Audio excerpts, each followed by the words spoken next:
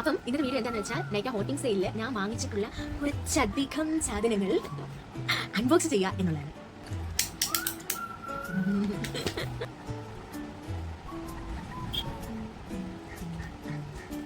അല്ലേ ഈ എന്തെങ്കിലും സാധനം ഓർഡർ ചെയ്ത് കഴിഞ്ഞിട്ട് അത് തുറക്കാൻ നേരത്തെ ഞാൻ മറ്റേ മണിച്ചിത്ര താടിയിലെ ഗംഗയായിട്ട് മാറും.